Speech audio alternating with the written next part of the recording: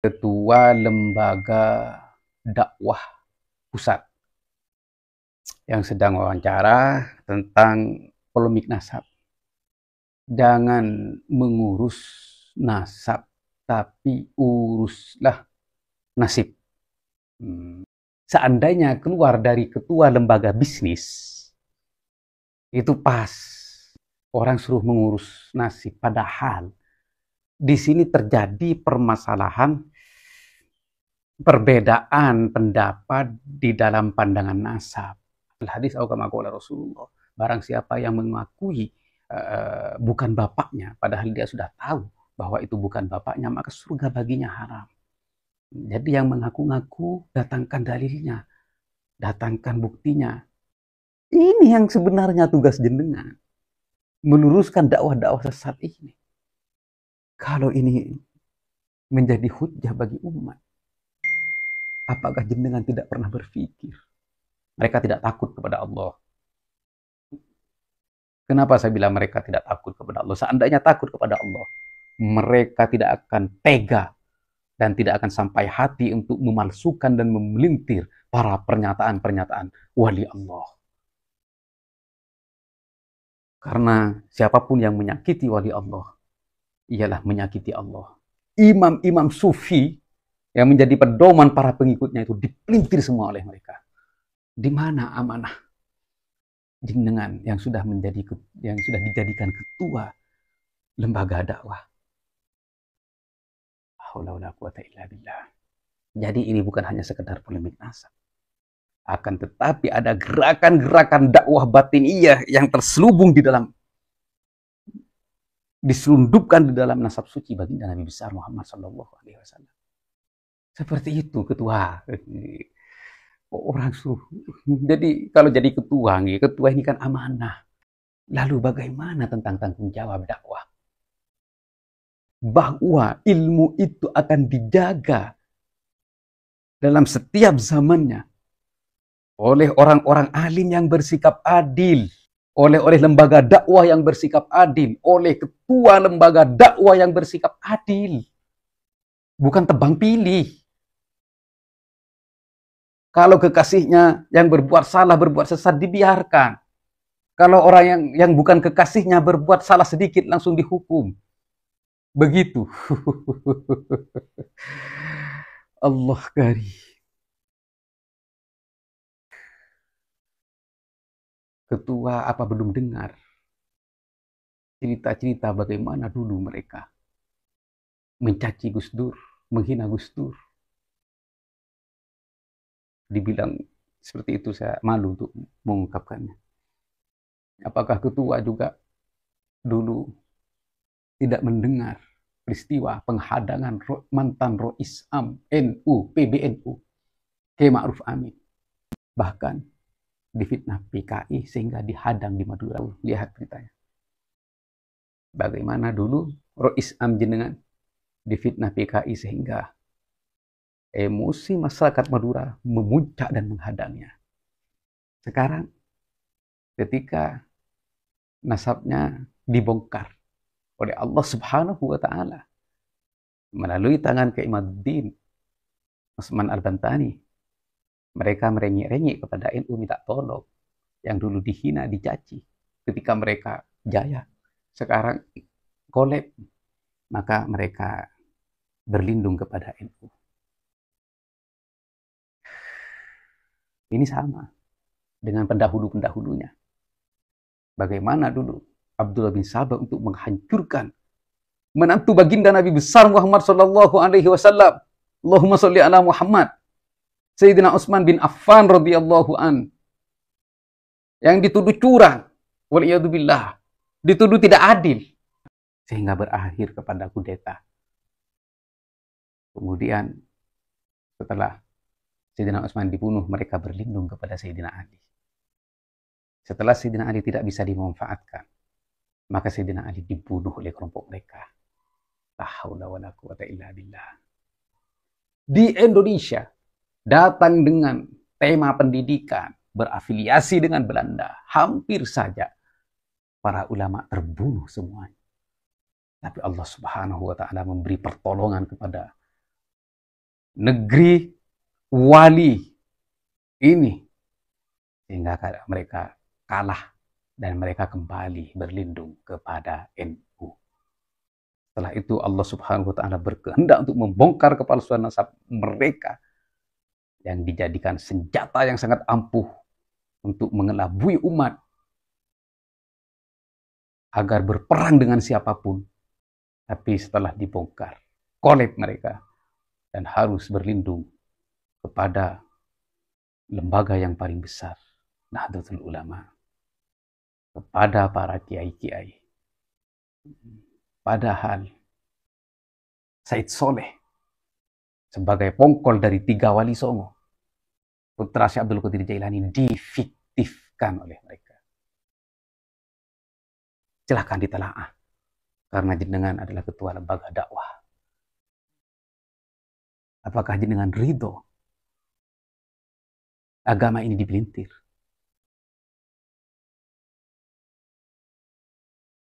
Ingat pesan baginda Nabi.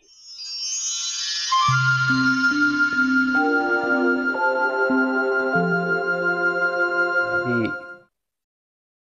bukan bermaksud untuk menggurui beliau, tidak, hasya wa kallah, apalagi ya menyalahkan beliau. Tapi ingatkanlah saudara-saudara kita ini, diingatin kalau ada pernyataan yang kurang pas atau tidak ada pada tempatnya. Jangan mengurus nasab, tapi uruslah nasib. Ini sebenarnya kata-kata seperti ini, kata-kata kurang bijak dan kata-kata tidak mendidik dan kurang pas ketika ini keluar dari ketua lembaga dakwah. Seandainya keluar dari ketua lembaga bisnis, itu pas menyerukan orang untuk mengurusi nasib, berbisnis, berdagang. Ini karena lembaga dakwah kok orang disuruh bisnis. Nah, kan ini kan kurang pas. Begitu. Jadi semoga ini sampai di telinga beliau. Jadi ini kata-kata kalau ditempatkan di lembaga dakwah ini kurang pas. Begitu. Orang suruh mengurus nasib, padahal di sini terjadi permasalahan perbedaan pendapat di dalam pandangan nasab.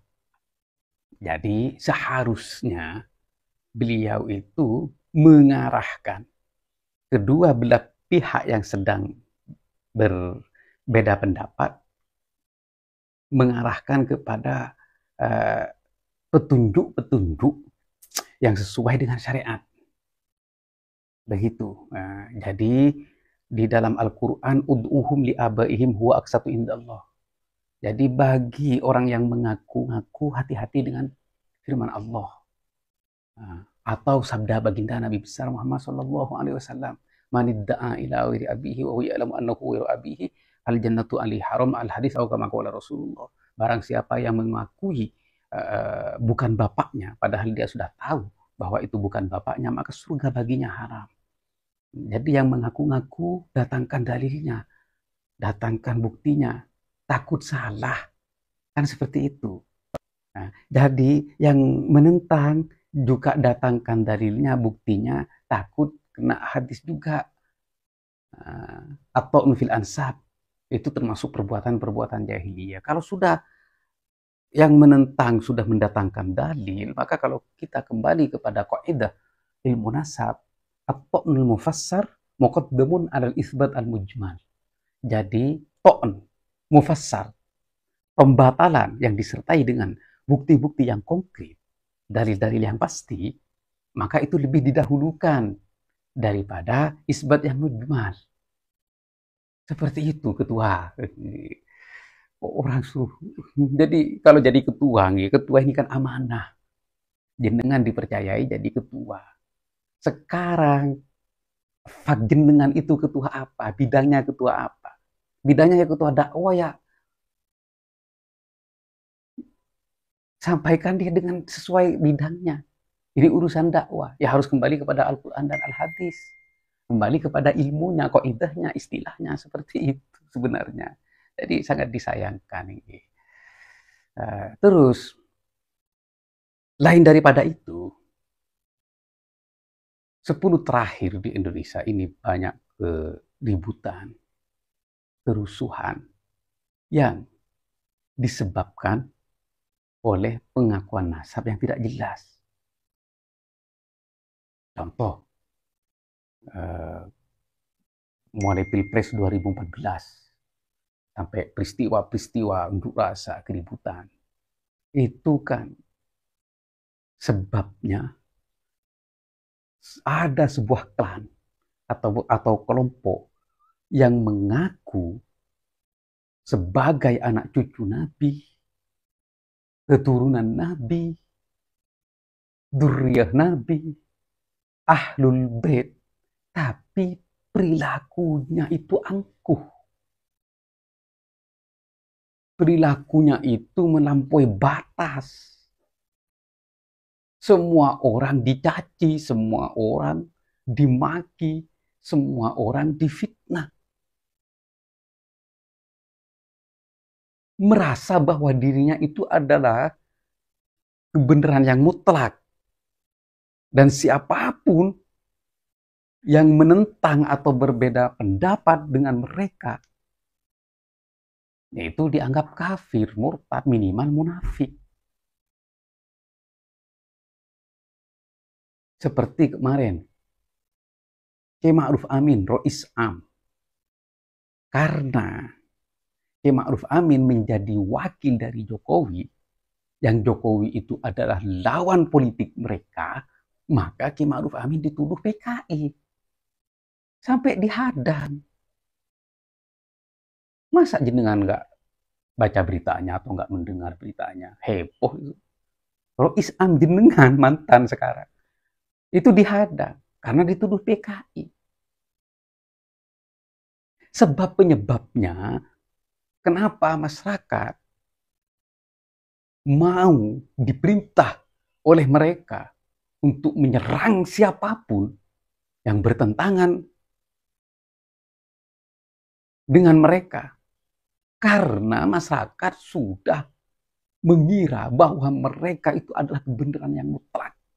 Bahwa mereka itu adalah agama yang sesungguhnya karena mengaku nasab. Sedangkan nasabnya belum jelas, kan begitu, teman-teman.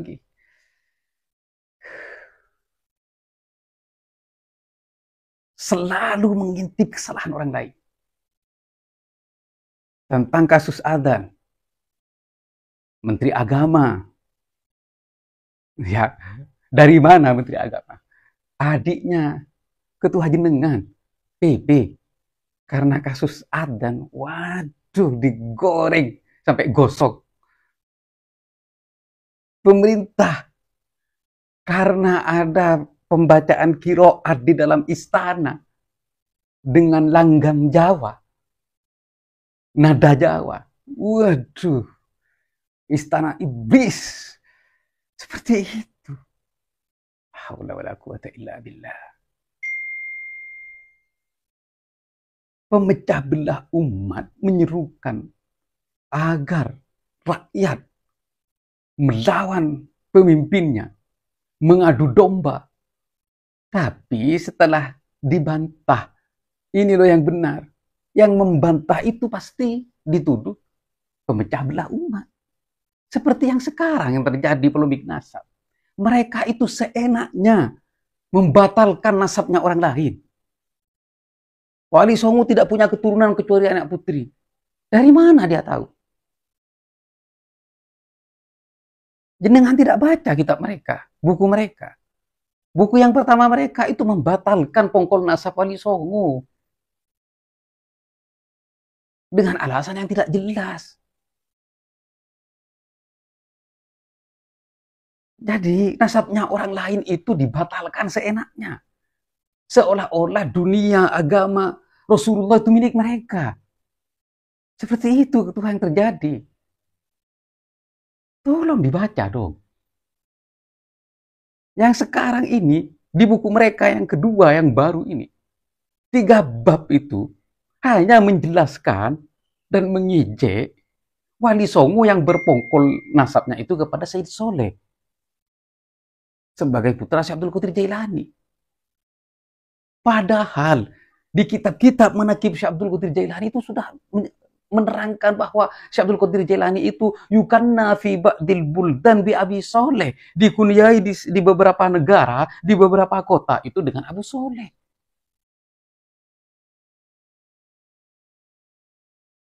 Ketika nasab mereka itu dibatalkan, maka mereka akan menuduh orang yang membatalkan itu sebagai dajjal, sebagai pemecah belah umat. Yang memulai pemecah belah umat itu siapa?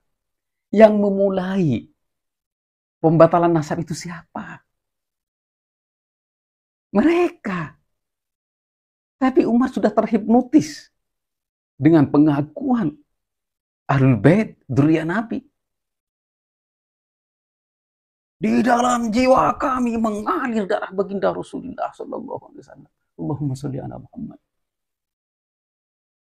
Kami ngaji di Mekah 10 tahun. Kami berguru kepada Sayyid yang asli dari keturunan Sayyidina Hasan. Tidak pernah satu kalimat pun mengaku saya dzurriyyah Nabi. Tidak. Apalagi berkata di dalam jiwa saya ada darah Nabi yang mengalir. Tidak pernah, Ketua. Untuk apa itu? Haula wala quwata illa billah. Jadi, kami ini memang berjuang dari dulu. Karena mereka ini semakin kesini semakin sombong. Mencaci para ulama, para kiai yang berbeda pendapat dengan mereka. Bahkan mereka membanding-bandingkan para kiai yang alim dengan mereka yang bodoh. Sehingga keluar kata-kata ngaji kepada Habib yang bodoh. Satu lebih utama daripada ngaji kepada para kiai. 70 kiai yang alim. Kaki Habib yang ahli maksiat, ahli zina, ahli minum khamar, kaki dibandingkan dengan kepala. 70 kepala kiai yang alim, kaki ahli maksiat. Dari mana istimbatnya, Ketua? Apakah ini dakwah ini benar? Kaki seorang ahli maksiat, ahli zina, ahli minum khamar itu lebih utama daripada 70 kepala kiai yang alim. Dari mana istimbatnya? Dari Al-Quran kah? Dari hadis kah? Ini yang sebenarnya tugas jenengan. Meluruskan dakwah-dakwah sesat ini. Jadi, kenapa kami mencari khurafat-khurafat mereka? Pasca debat di Maktab Daimi yang dihadapi oleh Guru Gembul. Guru Gembul menyampaikan unek-unek para masyarakat yang diperbudak oleh mereka. Unek-unek masyarakat disampaikan. Nah, akhirnya itu katanya oknum. Itu bukan dari akidah kita. Ternyata besoknya keluar video si pirang itu yang membenarkan dakwah-dakwah sesat seperti tadi itu, Ketua. Dia nyebut kitabnya, makanya saya cari, oh kitab ini. Kitab ini, saya cari, saya gali semua, ternyata. Subhanallah. Banyak dakwah-dakwah yang menjadi ajaran karena dikitabkan. Mengaku Allah. Apakah mengaku Allah itu dibenarkan oleh Al-Quran dengan Al-Hadis? Mau dikemanakan ayat Allah ketika Allah berfirman, wa idh qarallahu ya Isa ibn Maryam a anta qulta lin-nasi ittakhidhuni wa ummi ilahin min dunillah. Mau dibuang kemana? A anta qulta lin-nasi ittakhidhuni wa ummi ilahin min dunillah. Qala subhanak ma yakunu li an aqula ma laysa li bihaqq in kuntu qultuhu faqad alimta ta'lamu ma fi nafsi wa la a'lamu ma fi nafsik innaka anta 'allamul ghuyub. Ini ajaran, Ketua, yang sedang populer dan dikaji di pesantren-pesantren, yaitu kitab Bughya al-Mustarsyidin, yang menyelipkan pernyataan dakwah batiniyah dengan tema asubiyah. Inna amara salafina ahli ba'alawi hujjatun wa kafabihim liman iktada. Kalau memang sekarang dakwah mereka itu adalah hujjah, pedoman, dalil bagi umat. Dan cukup untuk mengikuti mereka. Agar mendapatkan hidayah, bagaimana dengan yang nyemak-nyemak payudara di jalan? Bagaimana dengan yang mengaku Allah? Bagaimana dengan yang mengaku serah terima jabatan dengan Allah?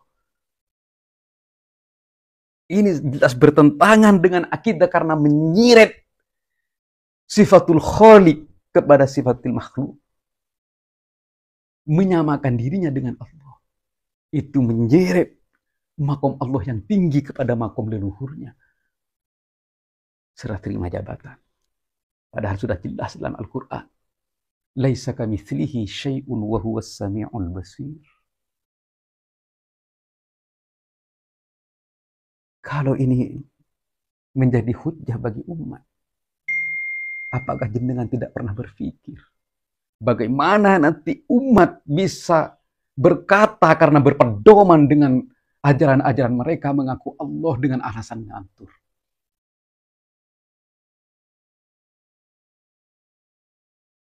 Di mana amanah jenengan yang sudah dijadikan ketua lembaga dakwah? Nanti akan banyak orang-orang yang akan mengaku Allah dengan alasan syafaat, ghaibah, anak. Padahal sudah kami kaji sebelumnya. Ketika kami sudah membaca buku-buku mereka, kitab-kitab mereka, ajaran-ajaran sesat mereka yang mengaku Allah, serah terima jabatan, nyemak-nyemak payudara dengan dalil barokah, kebaikan, dijaga dari syahwat zina. Kami mendalami, kami meneliti sumbernya dari mana, pendahulunya siapa, siapa awal mulanya.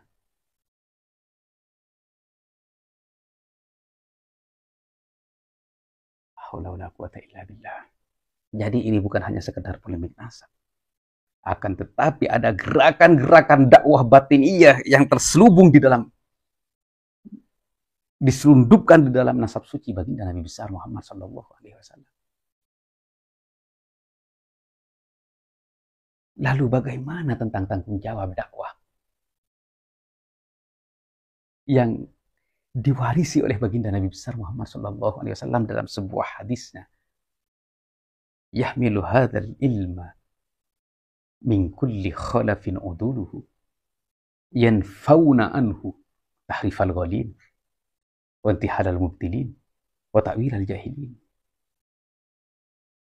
Ini adalah konsep yang ditunjukkan oleh baginda Nabi besar Muhammad SAW kepada kita semua, kaum santri, kaum kiai, terlebih kaum pendakwah, bahwa ilmu itu akan dijaga dalam setiap zamannya oleh orang-orang alim yang bersikap adil, oleh dai yang bersikap adil, oleh lembaga dakwah yang bersikap adil, oleh ketua lembaga dakwah yang bersikap adil. Bukan tebang pilih. Kalau kekasihnya yang berbuat salah, berbuat sesat, dibiarkan. Kalau orang yang bukan kekasihnya berbuat salah sedikit, langsung dihukum. Begitu. Allah kari. Jadi, baginda Nabi, laukanat binti Fatimah, sarokot lakotok yadaha. Ada seorang perempuan dari kaum Quraisy yang dimuliakan ternyata mencuri. Setelah itu para sahabat meminta kepada Sayyidina Zaid. Sayyidina Zaid karena dianggap orang yang dekat dan disayang oleh baginda Nabi. Kalau tidak salah Sayyidina Usamah bin Zaid. Ya, Sayyidina Usamah bin Zaid. Untuk menolong si perempuan itu kepada baginda Nabi. Baginda Nabi marah. Apakah kamu akan menolong orang yang salah? Seperti ini Allah mencelakakan umat-umat sebelumnya. Karena tebang pilih di dalam menetapkan hukum yang kata-kata bahasa populernya tumpul ke atas, tajam ke bawah. Demi Allah, seandainya putriku Fatimah mencuri, aku potong tangannya. Jadi ketua sekarang karena yang melakukan kesalahan itu adalah kekasihnya, sahabatnya, akhirnya memilih dia atau menyerukan kepada warga-warganya untuk memilih dia.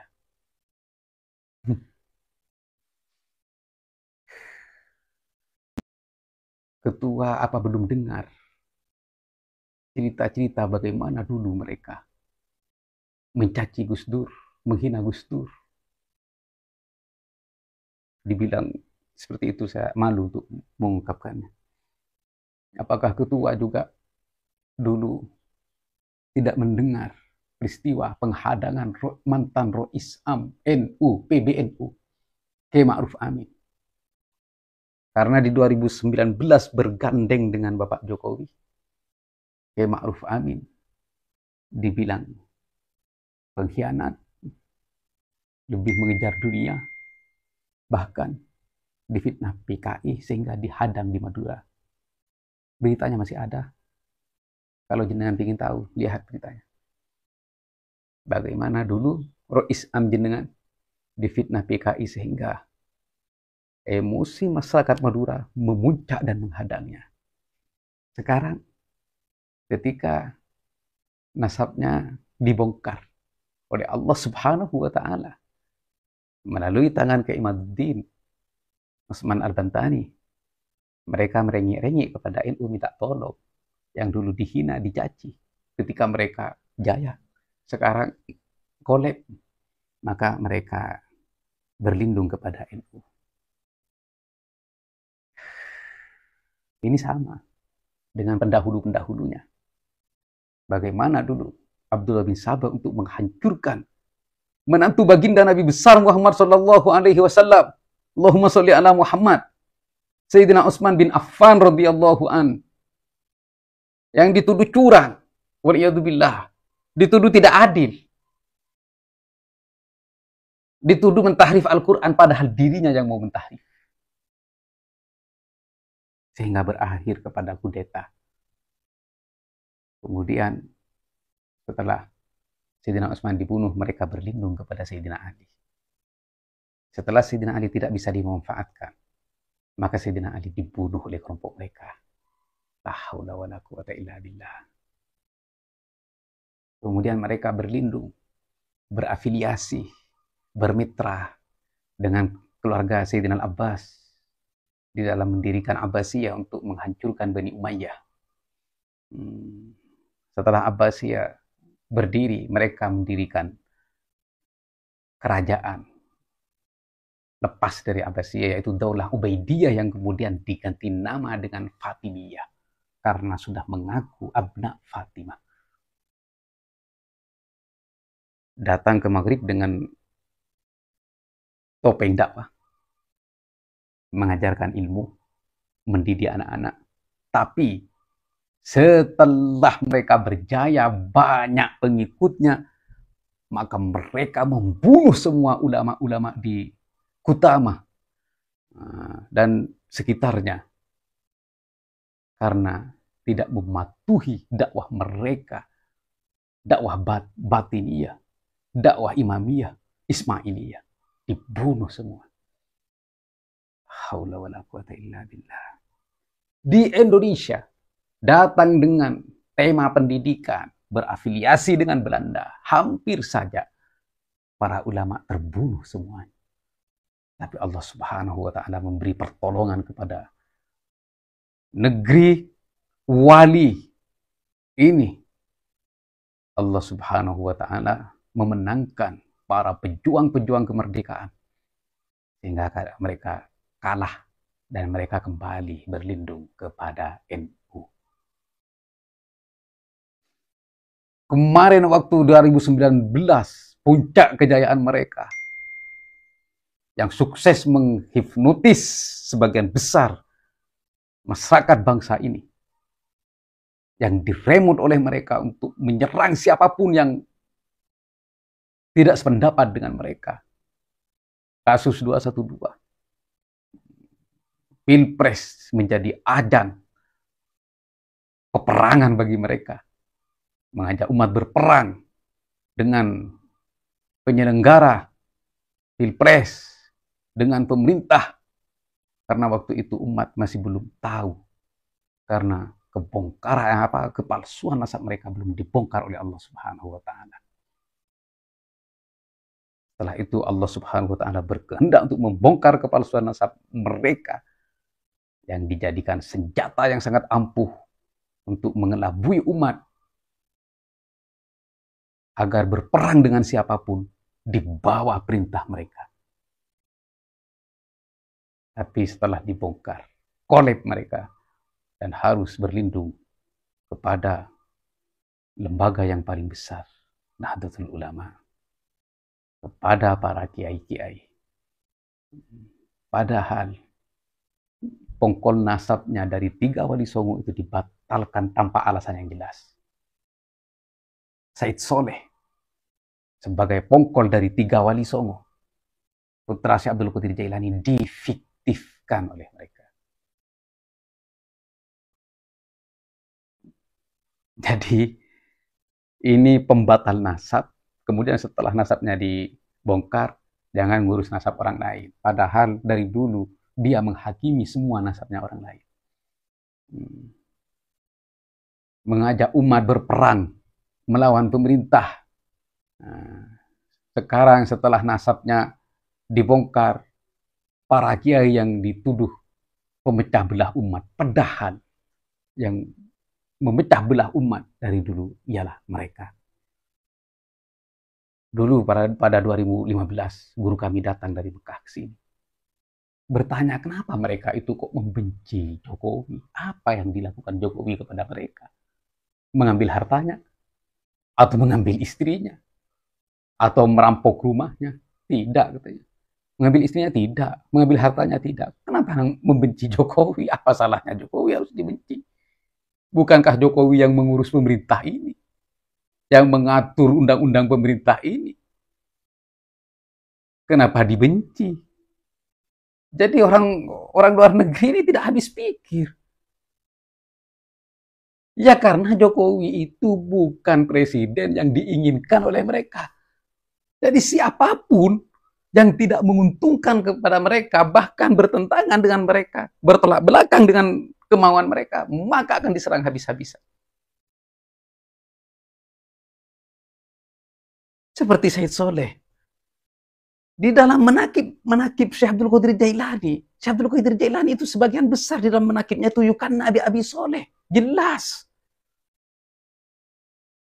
Bahkan kitab-kitab sejarah juga mencatat. Fi ba'dil buldan Yukanna Abi Soleh. Ini sudah jelas, terang benderang. Syuhrul istifadah. Tapi dibatalkan oleh mereka. La haula wala quwata illa billah. Jadi begini teman-teman, ya mereka itu merasa lebih berhak di dunia ini. Lebih berhak atas Rasulullah, lebih berhak atas agama, lebih berhak atas dunia. Karena dari biografi leluhur mereka, sahibut tasrif hayyan wa maitan. Jadi leluhur mereka itu yang memegang kendali dunia ini, mati maupun hidup. Karena sudah serah terima jabatan dengan Allah.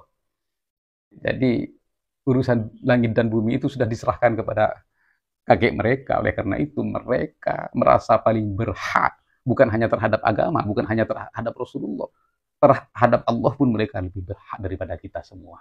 La haula wala quwata illa billah.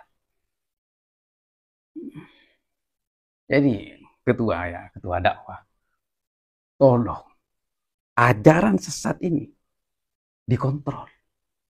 Kalau tidak dikontrol, apalagi didukung, didiami,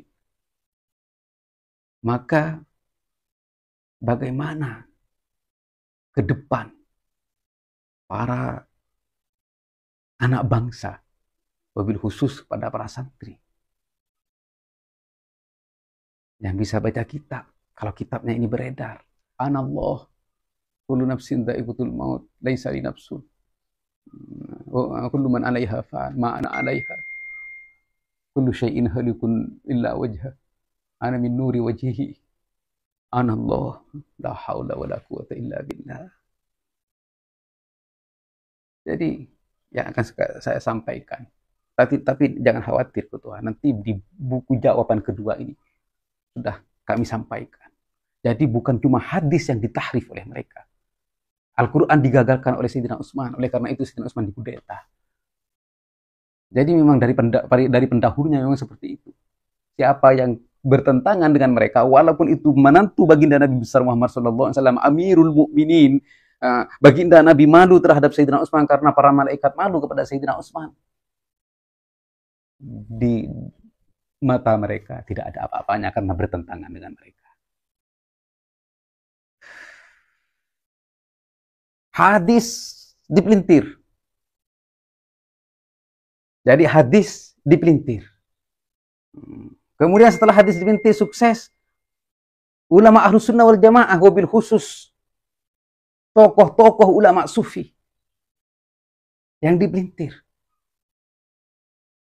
Jadi begitulah mereka. Mereka akan menimpel kepada siapapun yang bisa dimanfaatkan oleh mereka. Tapi setelah itu akan ditumbangkan setelah mereka berjaya. Karena di sini adalah tokoh-tokoh sufi, ladang dakwah yang paling ideal untuk menyalurkan dakwah mereka, maka mereka semua akan menempel ke tokoh-tokoh sufi seperti Mansur Al-Hallaj, berguru kepada Syekh Junaid Al-Baghdadi. Terus muridnya Al-Hallaj An-Nasimi ini dicatat di buku mereka, sudah saya tangkap ini. Oh, ini berarti satu kelompok, satu aliran, satu grup Batiniyah. Sudah saya tulis. Jangan khawatir Ketua. Nanti akan saya sampaikan. Buku ini saya kirim kepada jenengan. Silahkan ditelaah. Karena jenengan adalah ketua lembaga dakwah. Apakah jenengan ridho agama ini dipelintir?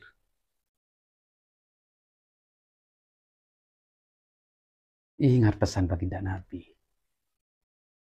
Jadi yahmilu hadzal ilma min kulli khurafin uduluhu. Setiap generasi apa? Mentiadakan yanfauna anhu, mentiadakan tiga hal.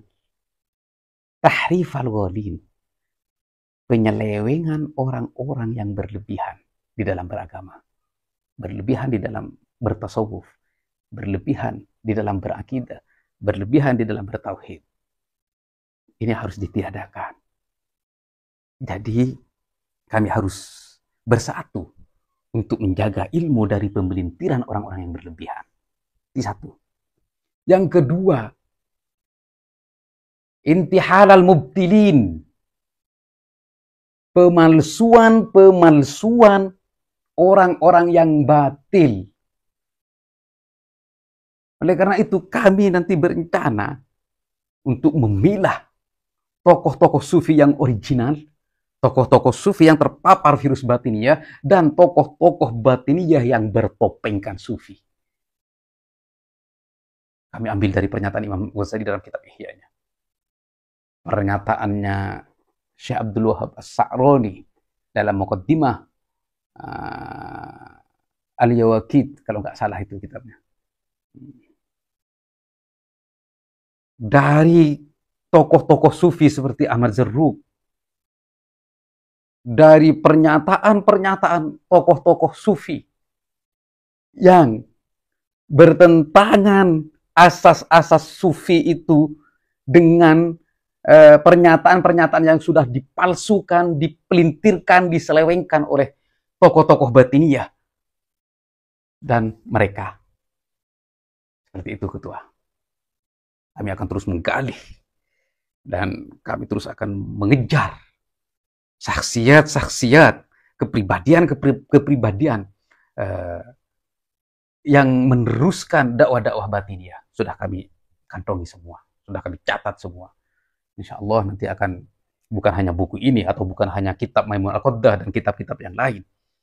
Kami akan meneruskan perjuangan Imam Ghazali yang sangat membela tokoh-tokoh sufi yang dicemari oleh gerakan-gerakan batinnya dengan pengakuan-pengakuan palsu mereka.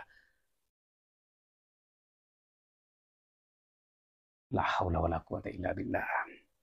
Jadi kami sudah menyimpan ibarah dari Syekh Abdul Wahab Asy-Sya'rani yang menerangkan bahwa inna affakun minal Yaman, ada sekelompok dari Yaman termasuk Ibnul Khayyat yang memelintir pernyataan-pernyataan Abi Yazid Al-Bustami, pernyataan-pernyataan Imam Sufi yang lain dipelintir, dipotong, dipalsukan oleh mereka, termasuk Subhani.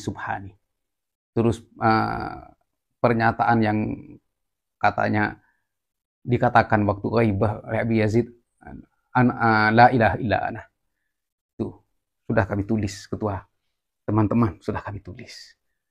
Ternyata mereka bukan hanya memelintir hadis, membuat hadis palsu, akan tetapi mereka memelintir pernyataan-pernyataan para wali, termasuk Syekh Abdul Qadir Jailani, yang luar biasa dipalsukan oleh mereka. Sudah saya kantongi semua siapa yang memalsukan itu, termasuk Asad Tonaufi yang memelintir pernyataan-pernyataan Syekh Abdul Qadir Jailani yang keluar dari tauhid. La haula wala quwata illa billah. Kenapa? Agar mereka bisa melontarkan dakwah-dakwah batiniyahnya itu dengan berdalil kepada pernyataan-pernyataan para wali seperti Abu Yazid Al-Bustami, Syekh Muhyiddin Ibnul Arabi, dan Syekh Junaid Al-Baghdadi, Syekh Abdul Qadir Jailani, dengan pernyataan-pernyataan para beliau yang sudah dipelintir dan dipalsukan oleh mereka. Sekarang itu digunakan oleh batiniyah modern di Indonesia ini. Buktinya sudah saya punya. Silakan nanti dibandingkan dan difikirkan. La haula wala quwata illa billah. Jadi pernyataan Ahmad Zarruq terhadap Ibnu Khayyat yang dari Yaman itu sudah saya tulis. Dan pernyataan Ibnul Arabi yang berkata, la yajuzu li waliyin an yaqula ana Allah walau aqsa darajatil qurb ila Allah. Jadi tidak pantas bagi seorang wali berkata ana Allah, walaupun sampai di tingkat yang terdekat, yang tertinggi, yang terdekat dengan Allah, tidak boleh. Itu pernyataan Ibnul Arabi.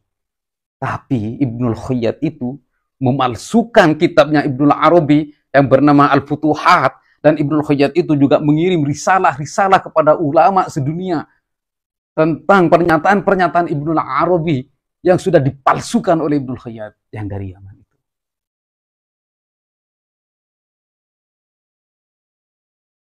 As-Sufiyah zulima zulman katsira. Jadi imam-imam sufi itu terzalimi dengan kezaliman yang sangat banyak oleh kelompok-kelompok batiniyah. Banyak yang sudah dipelintir, bukan hanya itu. Abul Abbas An-Naqsabandi, terus At-Tijani, Abil Hasan Asy-Syadzili, dipelintir semua oleh mereka. Tokoh pedoman imam-imam sufi yang menjadi pedoman para pengikutnya itu dipelintir semua oleh mereka. La haula wala quwata illa billah. Allahul musta'an. Jadi sudah kami tulis dalam jawaban buku kami yang akan segera terbit ini untuk meluruskan dan menolong para wali Allah yang sudah dipalsukan pernyataannya oleh batiniyah yang lalu dan batiniyah yang modern. Jadi begini ketua, ya mohon maaf kalau ada kata-kata yang kurang berkenan. Begini teman-teman, jadi polemik nasab ini bukan hanya sekedar polemik nasab biasa, tapi di balik itu adalah gerakan-gerakan batiniyah yang akan menghantam dan menghancurkan siapapun yang bertentangan atau berhadapan dengan mereka. Mereka tidak takut kepada Allah. Kenapa saya bilang mereka tidak takut kepada Allah? Seandainya takut kepada Allah, mereka tidak akan tega dan tidak akan sampai hati untuk memalsukan dan memelintir para pernyataan-pernyataan wali Allah. Karena siapapun yang menyakiti wali Allah, ialah menyakiti Allah. Seperti itu teman-teman. Jadi saya sudah saya tulis semua, insya Allah, dan nanti kitab-kitab itu akan segera saya terbitkan.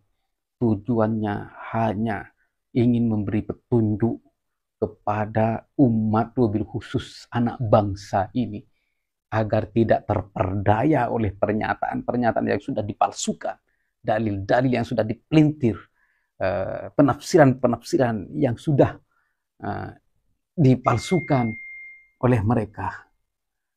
Semoga ini menjadi petunjuk dan semoga menjadi amal yang murni karena Allah Subhanahu wa Ta'ala untuk membebaskan umat dari gerakan-gerakan yang berpotensi menyesatkan, bahkan memurtadkan. Oleh karena itu, semoga kami dan kita semua, umat Muhammad secara umum, diberi kekuatan oleh Allah Subhanahu wa Ta'ala, diberi pertolongan oleh Allah Subhanahu wa Ta'ala di dalam menghalau 3 hal yang sudah disampaikan oleh Baginda, tahrifal ghalin, wa intihadal mubtilin, wa ta'wilal jahilin. Pemelintiran orang yang berlebihan, pemalsuan orang-orang yang batil, dan penyelewengan tafsir dari orang-orang yang bodoh. Semoga kita semua senantiasa dalam kearifan dan semoga kita semua mendapatkan syafaat dari Baginda Nabi besar Muhammad SAW dan dari para wali Allah, daripada para wali songo. Nggih, semoga bermanfaat. Akhiran wallahul muwaffiq ila aqwamit thoriq. Wassalamualaikum warahmatullahi wabarakatuh.